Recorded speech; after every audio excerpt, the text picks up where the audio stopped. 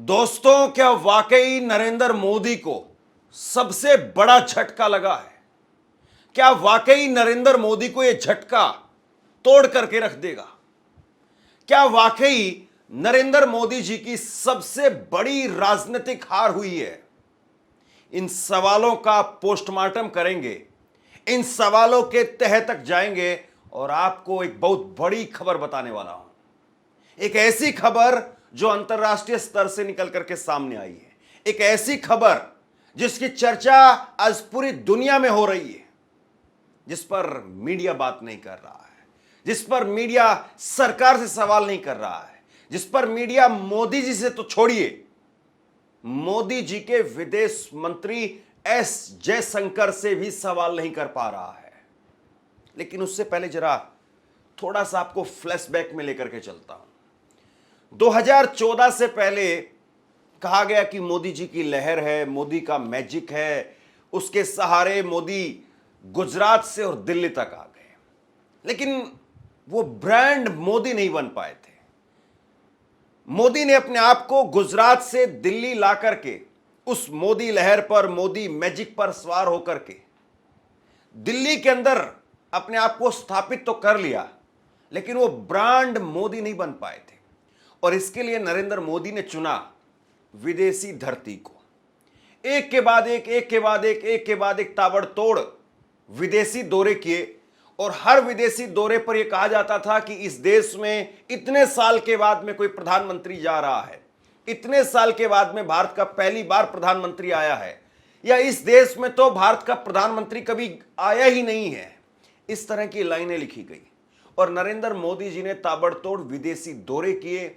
और फिर उसके बाद में टीवी चैनल पर खबरें चलने लगी, लाइनें लिखी जाने लगी कि पूरी दुनिया आज मोदी की बात को सुनती है, पूरी दुनिया आज मोदी से पूछ करके काम कर रही है, पूरी दुनिया में आज मोदी का डंका बज रहा है। इसी तरह की लाइनें लिखी गई और उसके बाद में नरेंद्र मोदी जी ने अपने आप को एक ब्रांड के तौर पर स्थापित कर दिया। लेकिन वक्त जब बुरा आता है तभी पता चलता है कि आपका खोटा सिक्का काम का है या नहीं है। तभी पता चलता है कि आप कितने बड़े ब्रांड हो। दोस्तों, एक ऐसी खबर मैं आपको देने जा रहा हूं जो खबर शायद आपको हजम नहीं हो पाएगी। यूएन ने पाकिस्तान को, गौर से सुनिए और समझिए, यूएन ने पाकिस्तान को एक आतंक विरोधी समिति का उपाध्यक्ष बना दिया। यह मतलब कैसी बात हो रही है साहब? बिल्ली को दूध की रखवाली बैठा दिया गया है। और भारत क्या कर रहा है? नरेंद्र मोदी क्या कर रहे हैं? विदेश मंत्री क्या कर रहे हैं? वो विदेश नीति जिसके सहारे कहा गया कि पूरी दुनिया मोदी से पूछ करके काम करती है, ये क्या हो रहा है यूएन के अंदर? यूएनएससी की आतंक विरोधी समिति का उपाध्यक्ष पाकिस्तान को बना दिया गया है। और इसके काम क्या क्या होंगे? इसका काम है कि आतंकियों को धन मुहैया कराने से रोकना। आतंक विरोधी समिति का काम है कि आतंकियों को धन मुहैया कराने से रोकना। लेकिन पाकिस्तान में तो लगातार फंडिंग हो रही है और पाकिस्तान ही अब इस जिम्मेदारी को ओढ़ करके बैठेगा। कमाल की बात है। आतंकियों को सुरक्षित पनाहगाह देने से रोकना। आप जरा समझिए, ये विदेश नीति का फेलियर है, सक्सेसर है, क्या है? जो देश खुद ओसामा बिन लादेन जैसे आतंकियों को पालता है, पोसता है, अमेरिका पर हमला करवाता है, आज यूएन, और यूएन में किसकी कितनी चलती है किसी को कहने की जरूरत नहीं है। अमेरिका का कितना दखल रहा होगा इसके पीछे, इस बात को आप सोचिए। यह काम होता है कि आतंकियों को सुरक्षित पनाह देने से रोकना।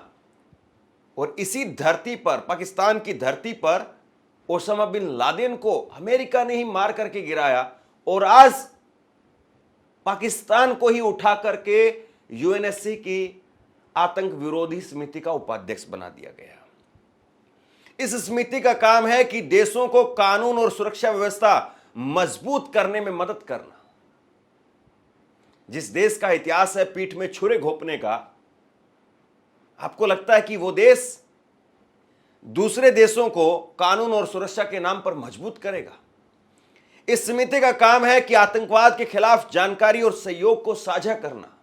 जो देश खुद आतंकियों को पालता पोसता है, जिस देश में आतंकियों की फैक्ट्री चलती है, जिस देश में आतंकियों को पैदा करने की मशीनें लगी हुई हैं, उस देश को आतंक विरोधी समिति का उपाध्यक्ष बना दिया गया। बताइए प्रधानमंत्री नरेंद्र मोदी साहब, और बताइए प्रधानमंत्री मोदी के वो लाल आंख वाले, लेजर लाइट वाले विदेश मंत्री, आप क्या कर रहे हैं?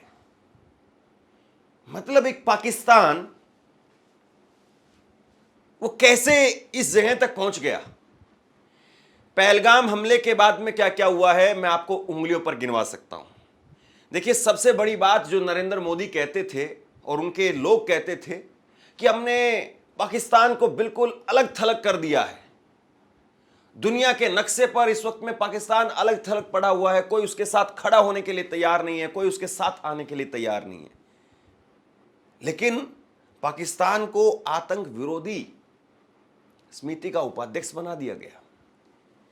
पहलगाम हमले के बाद में आईएमएफ की तरफ से लोन दे लिया गया।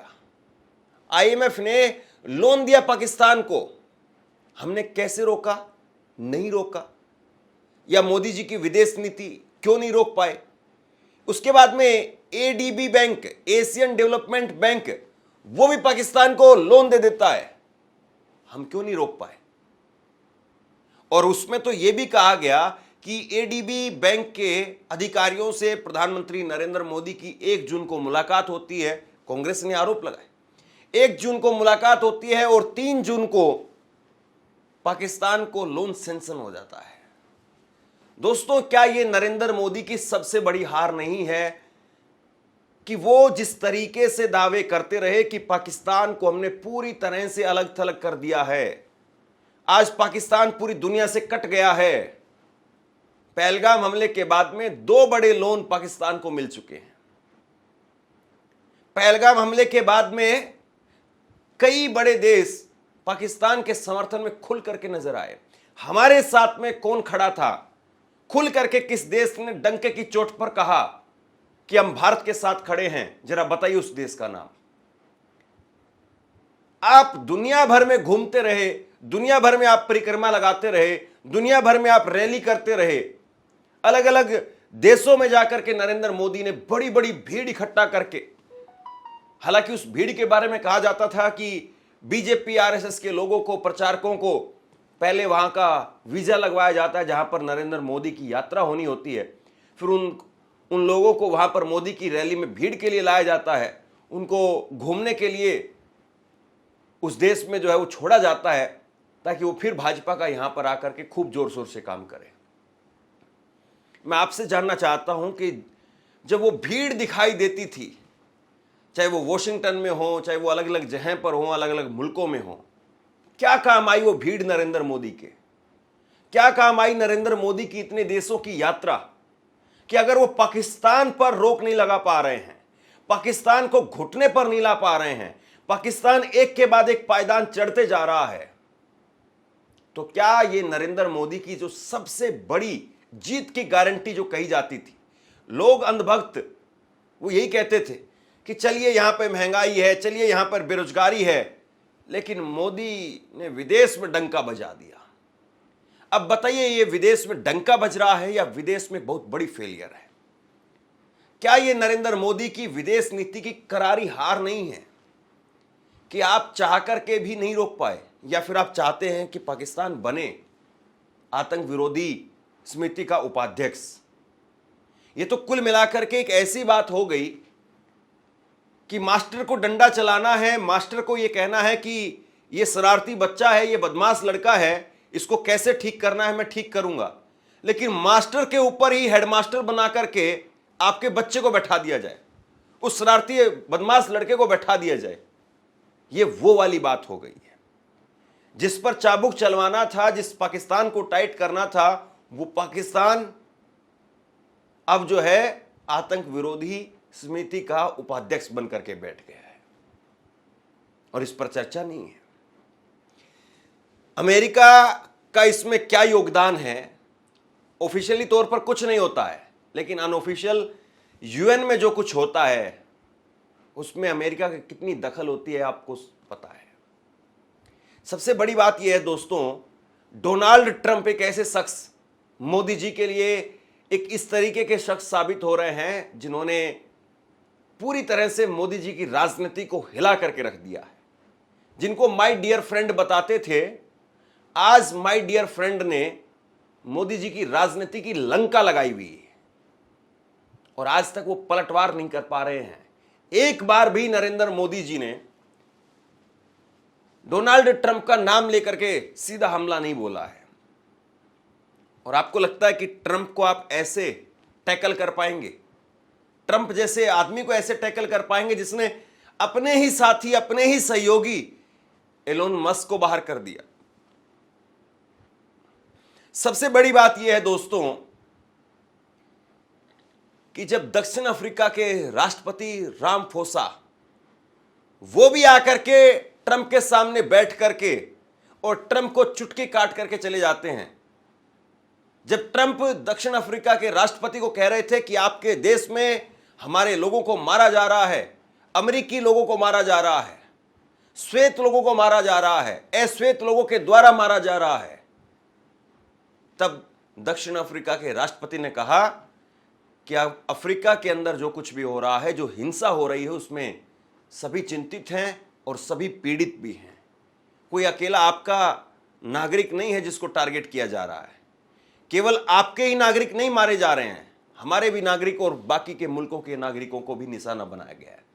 और फिर उसके बाद में उन्होंने कह दिया जो बात शायद कभी नरेंद्र मोदी नहीं कह पाएंगे कि मेरे पास में हवाई जहाज नहीं है जो 3400 करोड़ का हवाई जहाज आपको यूएई ने दिया था। दोस्तों सबसे बड़ी बात यह है, चाहे जेलेंस्की हो, चाहे दक्षिण अफ्रीका के राष्ट्रपति हो, इन तमाम मुल्कों के नेताओं ने ट्रंप को उनकी जगह दिखा दी और ट्रंप की चूड़ी टाइट करके चले गए। लेकिन मोदी साहब जो चूड़ी टाइट करने के लिए, बुलडोजर चलाने के लिए जाने जाते रहे, जिनकी विदेश नीति का डंका बजाने के दावे किए जाते रहे, आज उनके ही राज में अगर पाकिस्तान की इस तरीके से नियुक्ति हो रही है, जय जयकार हो रही है, तो बहुत बड़ा सवाल है। यह अपने आप में बहुत बड़ा सवाल है। डोनाल्ड ट्रंप ने हार्वर्ड यूनिवर्सिटी में इंटरनेशनल वीजा पर रोक लगा दी। क्या कर पाए मोदी साहब?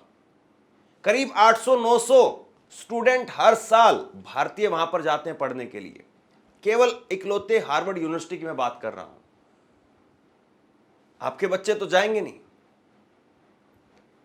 क्योंकि अंधभक्तों को तो 2-2 रुपए के ट्वीट के हिसाब से लगाया हुआ लाइन में, वो तो पढ़ भी नहीं पाएंगे, कभी देख नहीं पाएंगे कि हार्वर्ड यूनिवर्सिटी भी कहीं पर है, उसमें कुछ होता भी है। लेकिन हकीकत में जो माँ बाप मेहनत कमा अपना पैसा लगा करके हार्वर्ड यूनिवर्सिटी के अंदर अपने बच्चे को भेजना चाहता है, या जो स्टूडेंट जाना चाहता है, उसको बताइए अब क्या रास्ता है? हार्वर्ड यूनिवर्सिटी पर आपने रोक लगा दी। आपने भारत को लेकर के, टैरिफ को लेकर के किस तरीके के बयान दिए, और अब जब पाकिस्तान के साथ में हुआ तो ट्रंप ने हद कर दी। मोदी जी की विदेश नीति क्या पूरी तरह से तार-तार या चकनाचूर नहीं हो गई है? सवाल इस बात का है।